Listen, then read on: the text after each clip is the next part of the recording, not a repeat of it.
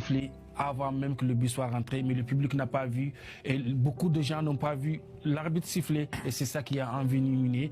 Et d'ailleurs, même le penalty pour le Maroc, c'était un penalty. Mais tellement que les gens avaient dans leur tête que la Coupe d'Afrique était déjà vendue au Maroc, était déjà proposée au Maroc et qu'on ne peut rien faire, le Maroc va gagner la Coupe d'Afrique en magouillant, en jouant mal, en faisant n'importe quoi, le Maroc va gagner. Et c'est ça qui a fait que on est rentré dans l'irrationnel. Personne ne contrôle personne.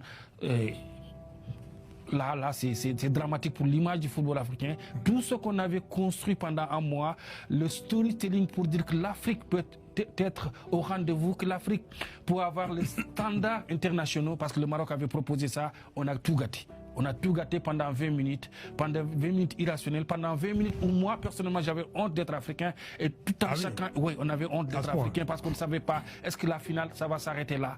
Parce que si cette Coupe d'Afrique était allée son terme, même si c'est le Sénégal qui gagne, on allait venir ici à Paris, bomber la torse pour dire que l'Afrique est au sommet, que nous Africains, on peut organiser des choses, on peut avoir les meilleurs stades du monde, on peut avoir les meilleurs terrains d'entraînement. Pour la première fois, chaque sélection avait son terrain d'entraînement.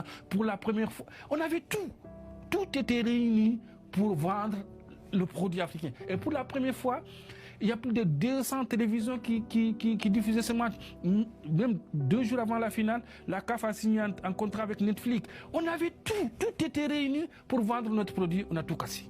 Je pourrais dire que Lassana Camara est allé jusqu'au bout. Mais évidemment, on sent la passion du journaliste sportif, mais au-delà de quelqu'un qui aime le football. Donc ça, c'est très bien. Le fait de ce pénalty litigieux. Alors, exactement, on va y revenir. Mais par rapport à 2 ou 3 questions que tu as posées, Francis, moi je dirais une première chose. Le Maroc a réussi justement sa CAN. N'oublions pas qu'en 2030, le Maroc organise la Coupe du Monde. Donc ça, pour les infrastructures, c'est parfait. Et puis le Maroc et le Sénégal sont aussi qualifiés pour la Coupe du Monde qui arrive bientôt en juin.